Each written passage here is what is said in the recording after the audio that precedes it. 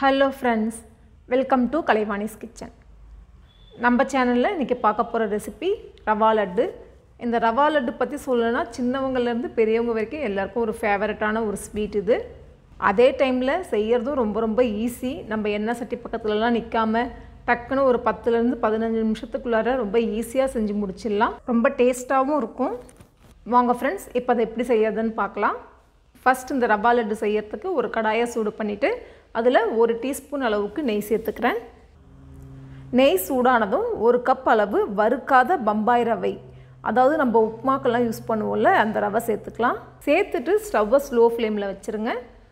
Slow ஃப்ளேம்லேயே வச்சு நல்லா கலந்து விடுங்க.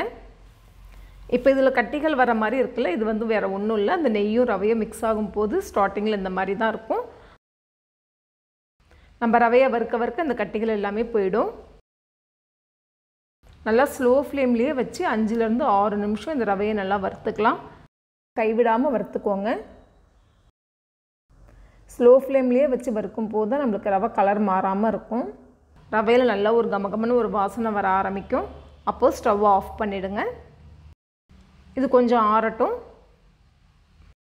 கை பொறுக்கிற அளவு சூடு இருக்கும் போது இதை ஒரு மிக்ஸி ஜாருக்கு ட்ரான்ஸ்ஃபர் பண்ணி அரைச்சி எடுத்துக்கலாம்.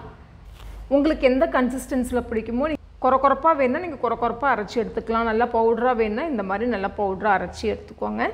1 கப் ரவைன்றதுனால நம்ம வீட்லேயே நம்ம அரைச்சிக்கலாம். இப்போ 1 கிலோ 2 கிலோ அந்த மாதிரிலாம் செஞ்சோன்னா நம்ம வறுத்து ஆற வச்சுட்டு நம்ம மிஷினில் கொண்டு போய் கொடுத்து அரைச்சி எடுத்துகிட்டு வந்துக்கலாம். இப்போ நம்ம அரைச்சி வச்சுருக்கிற அந்த ரவையை ஒரு ஜல்லடையில் சேர்த்து ஜலிச்சிடலாம். நம்ம மிக்சியில் தான் அரைச்சிருக்கோம், அதனால எதுவும் திப்பிலாம் இருக்காது. ஆனால் மிஷினில் அரைக்கிறவங்க கண்டிப்பாக ஜலிச்சு தான் செய்யணும். நான் இதை வந்து நல்லா ஒரு உதிரியாக ஆக்கிறதுக்காக ஜலிச்சிக்கிறேன். அடுத்ததாக இதில் 3/4 கப் அளவு பொடிச்ச சர்க்கரை சேர்த்துக்கிறேன். 1/2 டீஸ்பூன் அளவுக்கு ஏலக்காய் தூள் சேர்த்து நல்லா மிக்ஸ் பண்ணிக்கோங்க. உங்களுக்கு இனிப்பு அதிகமாக வேணும்னா நீங்கள் 1 கப் அளவு சேர்த்துக்கோங்க. இல்லை இனிப்பு கம்மியாக வேணும்னா 1/2 கப் அளவுக்கு பொடிச்ச சர்க்கரை சேர்த்துக்கோங்க. இப்போ இதை சேர்த்து நல்லா கலந்து விட்டுக்கோங்க.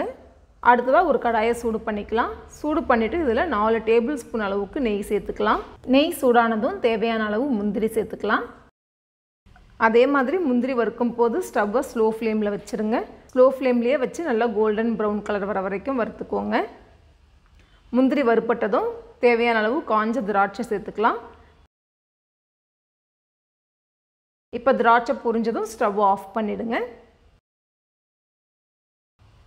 இப்போ இந்த நெய் சூடாக இருக்கும் போதே நம்ம ரெடி பண்ணி வச்சுருக்கிற மாவோடு இதை சேர்த்துக்கலாம். அதே மாதிரி மொத்த நெய்யையும் சேர்த்துடாமல் 1 டேபிள் ஸ்பூன் அளவு நெய்யை மட்டும் பேலன்ஸ் வச்சிடலாம்.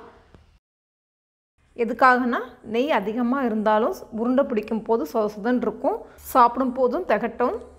இப்போது லட்டு பிடிச்சி பார்க்கலாம். லட்டு சரியாக பிடிக்க வரல, இந்த மாதிரி உதிர்ந்து போச்சுன்னா நெய் பத்தலைன்னு அர்த்தம். நம்ம எடுத்து வச்சுருந்த அந்த நெய்யையும் சேர்த்துடலாம். சேர்த்துட்டு நல்லா மிக்ஸ் பண்ணிக்கோங்க. இதுலேருந்து கொஞ்சமாக மாவு எடுத்து நல்லா அழுத்தம் கொடுத்து இந்த மாதிரி உருண்டைகளாக பிடிச்சிக்கோங்க. அதே மாதிரி இந்த ரவா லட்டு பர்ஃபெக்டாக பிடிக்கிறதுக்கு உங்களோட சில டிப்ஸை ஷேர் பண்ணிக்கிறேன். கை பொறுக்கிற அளவு சூடு இருக்கும் போதே நம்ம இந்த லட்டை பிடிச்சிடணும்.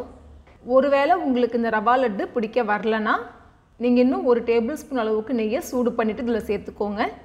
அதே மாதிரி இப்போ பிகினர்ஸாக இருந்தீங்கன்னா அதிகமான அளவு முந்திரி சேர்த்தாலும் லட்டு சரியாக பிடிக்க வராது. அப்போ நீங்கள் கொஞ்சம் முந்திரியோட அளவை குறைச்சிக்கோங்க. இதே மாதிரி நம்ம எல்லா லட்டுகளையும் பிடிச்சிக்கலாம். இந்த 1 கப் ரவைக்கு மொத்தம் 10 லட்டுகள் கிடைக்கும். ஓகே ஃப்ரெண்ட்ஸ், நம்மளோட ரவா லட்டு ரொம்ப அருமையாக ரெடி ஆகிடுச்சு. நீங்களும் ட்ரை பண்ணி பாருங்கள். ட்ரை பண்ணிவிட்டு உங்களோட ஃபீட்பேக் என் கூட ஷேர் பண்ணுங்கள். இந்த ரெசிபி உங்களுக்கு பிடிச்சிருந்தா என்னோடய வீடியோவை லைக் பண்ணுங்கள், ஷேர் பண்ணுங்கள், சேனலை மறக்காமல் சப்ஸ்கிரைப் பண்ணுங்கள். மீண்டும் இன்னொரு இன்ட்ரெஸ்டிங் ரெசிபியோடு உங்களை சந்திக்கிறேன்.